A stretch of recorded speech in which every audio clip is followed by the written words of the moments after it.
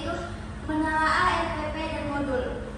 Nah, materi pertama itu akan dibawakan oleh Rida Syamila, materi kedua dibawakan oleh Fani Ramadhani, dan materi ketiga akan dibawakan Harsianto, materi keempat yaitu saya sendiri. Baik, untuk mempersingkat waktu, maka presentasinya akan dimulai oleh Rida Syamila. RPP merupakan kegiatan pembelajaran tatap muka untuk satu pertemuan atau lebih. Nah, RPP ini dikembangkan dari silabus. Jadi ketika kita membuat RPP, yang pertama itu dasarnya itu adalah bagaimana cara kita membuat silabus, baru kita bisa menjalankan RPP. Untuk mengarahkan kegiatan pembelajaran peserta didik dalam upaya mencapai kompetisi dasar atau KD, RPP ada 8. Yang pertama itu mengkaji silabus. Seperti yang sudah saya bilang bahwa dalam menyusun RPP itu, yang pertama itu adalah silabus. Yang kedua merumuskan indikator pencapaian KD pada KI 1, KI 2, KI 3, dan KI 4. Yang ketiga menyusun materi pembelajaran. Materi juga disusun misalnya dari pertemuan 1, pertemuan 2, dan seterusnya. Yang keempat yaitu menjabarkan kegiatan pembelajaran. Dari yang pertama kegiatan pendahuluan, yang kedua kegiatan inti, dan yang ketiga kegiatan penutupnya. Yang kelima menentukan alokasi waktu, apakah dalam satu pertemuan itu menggunakan 45 menit atau 40 menit. Terus yang keenam mengembangkan penilaian. Penilaian di sini juga penting untuk dikembangkan, mulai dari teknik penilaiannya termasuk juga penilaian. Karena kan penilaian ini sebagai alat ukur apakah proses pembelajaran berhasil atau tidak. Yang ketujuh menentukan strategi pembelajaran remedial. 8 menentukan media, alat, bahan, dan sumber belajar. RPP yaitu apa saja yang ada di dalam RPP. Yang pertama itu ada KI, yang kedua ada KD, yang ketiga yaitu indikator pencapaian kompetensi, yang keempat yaitu materi, yang kelima kegiatan pembelajarannya yang seperti sudah saya bilang tadi, ada kegiatan pendahuluan, kegiatan inti, dan kegiatan penutup, serta penilaian remedial dan pengayaan yang sudah saya jelaskan tadi di langkah-langkah. Dan yang terakhir yaitu media, alat, bahan, dan sumber belajar. Baiklah, saya akan mulai materi Yaitu modul. Di sini modul ajar adalah perangkat ajar dalam kurikulum merdeka yang dirancang secara lengkap dan sistematis sebagai panduan guru dalam melaksanakan kegiatan pembelajaran. Perangkat ajar ini merupakan bentuk penerapan alur tujuan pembelajaran yang dikembangkan dari capaian pembelajarannya dan dilengkapi dengan langkah-langkah rencana asesmen sehingga sarana yang dibutuhkan agar dapat menjalani pembelajaran yang lebih terorganisir. Di dalam modul ini memiliki komponen. Yang pertama itu ada informasi umum, yang kedua itu komponen inti, yang ketiga itu lampiran.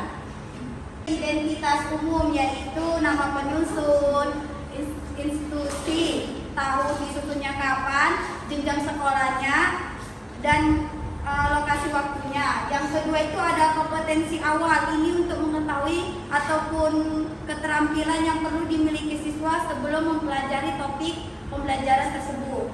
Baru yang ketiga itu ada profil Pancasila, merupakan tujuan akhir dari suatu kegiatan pembelajaran yang berkaitan erat dengan pembentukan karakter siswa. Yang keempat itu ada sarana dan prasarana, itu merupakan fasilitas dan bahan untuk pembelajaran. Yang kelima itu ada target peserta didik. Yang keenam itu ada modal pembelajaran. Baru yang kedua itu tadi kan komponen inti. Baru yang keempat itu masuk kegiatan pembelajaran. Jadi di sini kalau kegiatan pembelajaran itu kan memiliki langkah-langkah pembelajarannya kan. Baru yang kelima itu asesmen. Di situ untuk mengukur pencapaian pembelajaran di akhir, pengayaan dan remedial. Yang ketiga itu ada lampiran. Jadi lampiran ini terdiri dari LKPD dan daftar pustaka. Tahu kan LKPD itu apa? Ya. Daftar pustaka itu sumber belajar, misalnya buku siswa, buku guru, itu sebagai daftar pustaka kita lampirkan ke dalam modul. Setelah itu ada prosedur membuat modul. Yang pertama itu analisis kondisi dan kebutuhan guru. Yang kedua itu memilih profil pelajar Pancasila yang paling memungkinkan dalam pengembangan proses pembelajaran. Yang ketiga itu guru menentukan alur tujuan pembelajaran yang dikembangkan dari alur tujuan pembelajaran. Yang keempat itu guru menyusun modul agar sesuai dengan komponen yang tersedia, yaitu komponennya komponen inti. Yang kelima itu ya, guru melaksanakan kegiatan pembelajaran sesuai dengan modul pembelajaran yang telah disusun. Yang keenam modul pembelajaran yang dibuat apakah efektif ataupun tidak. Baik, selanjutnya saya jelaskan dan diberikan oleh Arisyanto. Nah, di sini saya akan memaparkan bentuk RPP yang benar dan RPP yang salah. Nah, RPP yang benar itu yang pertama itu menunjukkan identitas RPP. Nah, yang pertama sekolah, mata pelajaran, kelas, materi, dan alokasi waktu. Nah, selanjutnya dia disusun secara sistematis. Yang berikutnya itu kompetensi inti. Sesudah kompetensi inti, masuk dia di kompetensi dasar atau KD. Nah, di sini KD-nya itu ada KD pengetahuan dan KD pada keterampilan. Nah, itu RPP yang benar itu harus ada keduanya. Nah, selanjutnya di indikator pencapaian kompetensi itu mencakup di kompetensi dasar. Nah, di pengetahuan itu ada 3 dan di keterampilan itu ada 3. Boleh juga 2. Di keterampilan jadi pengetahuan 2, di keterampilan 2 itu disesuaikan. Nah, selanjutnya itu ada tujuan pembelajaran. Nah, di tujuan pembelajaran ini di RPP yang benar itu indikator dan tujuan pembelajaran itu harus sama jumlahnya. Jika indikatornya ada 3, maka tujuan pembelajarannya juga ada 3. Oke. Lanjut materi ajar. Selanjutnya pendekatan atau metode pembelajaran dan kegiatan pembelajaran. Di situ dicantumkan sintaks modelnya. Lanjut. Terus, nah, ini kita cantumkan sintaksnya kalau RPP yang benar. Terus.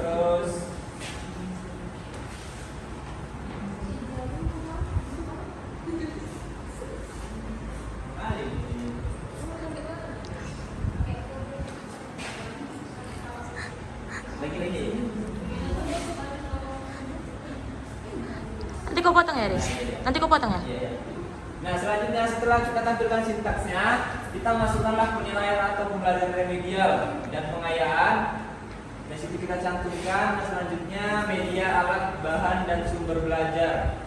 Nah, adalah bentuk RPP yang salah atau tidak benar. Nah, di pertama dia menyampaikan bahwa identitas RPP itu benar, dan di bawah identitas RPP itu masuk di kompetensi inti.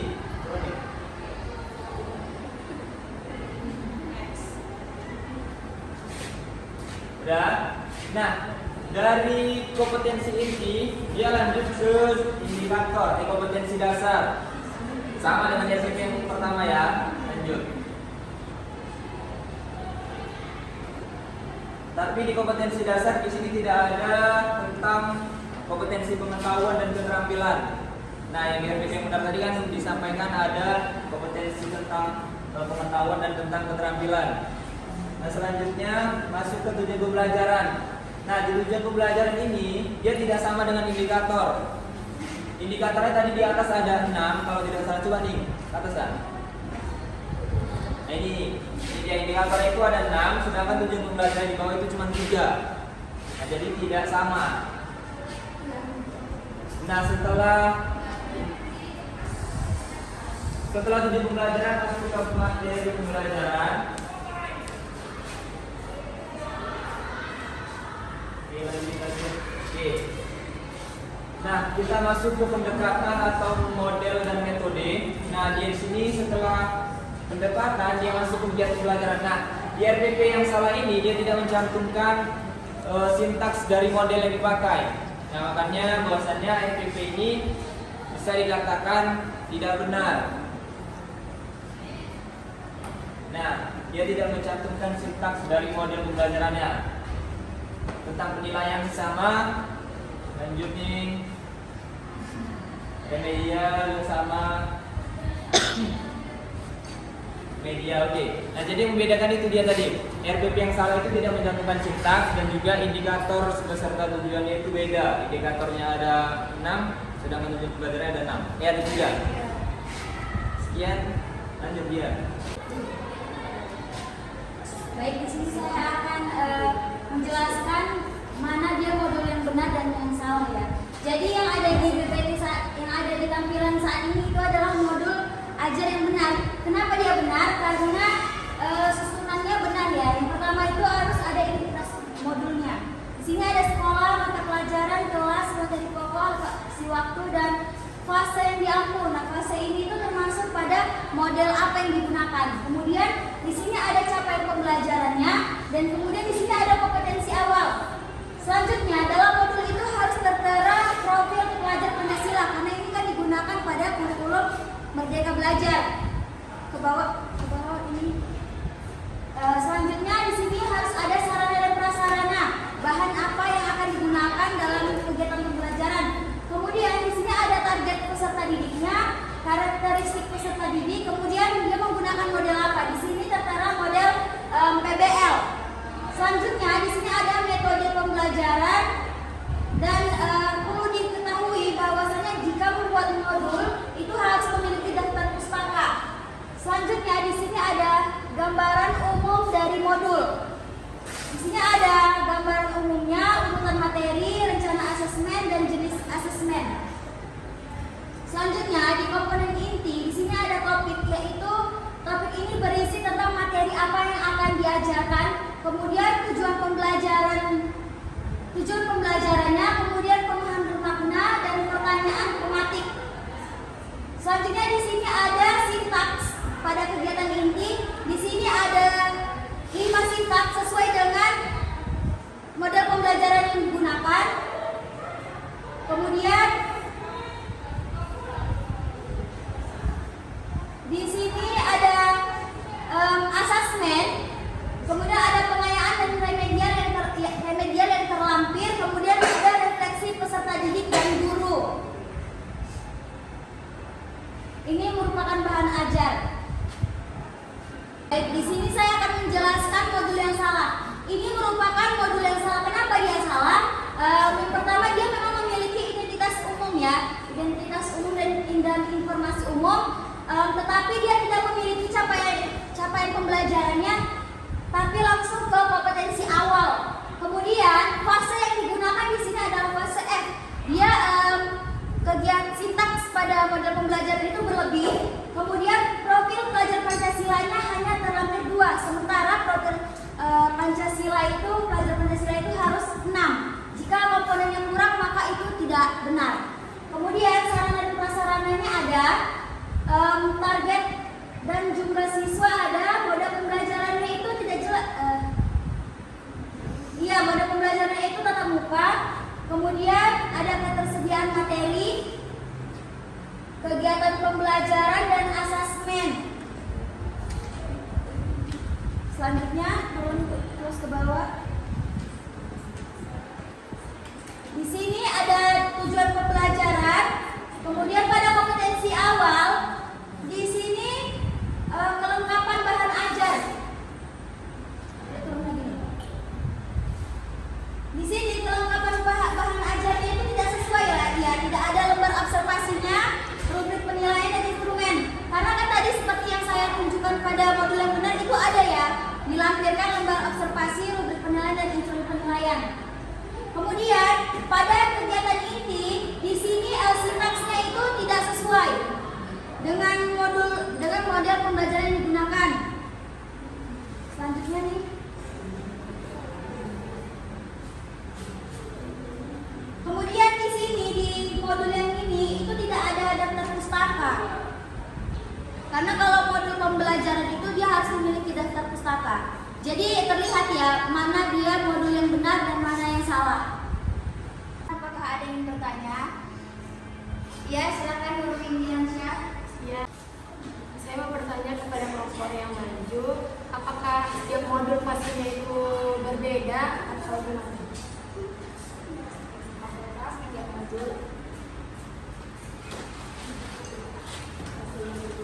Baik, kami akan menjawab tapi diberikan waktu sebentar ya. Baiklah, saya akan menjawab pertanyaan dari Nurul Indiansyah. Apakah tadi pertanyaannya apakah setiap modul itu berbeda pastinya? Nah, itu tergantung kelasnya. Contohnya kita membuat modul kelas 10, maka pastinya itu fase E. Tadi kayak di modul yang benar itu tadi fase E kan, itu untuk kelas 10, dan untuk kelas 11 sama kelas 12 itu menggunakan fase F. Itu perbedaannya. Jadi kalau dia untuk menggunakan fase D itu untuk kelas SMP kelas 8 atau kelas 7. kasih Fani atas jawabannya. Baik, hanya itu yang dapat kami presentasikan. Jika terdapat kesalahan dan kekurangan dalam presentasi, kami mohon maaf. Kami sudahi. Assalamualaikum warahmatullahi wabarakatuh.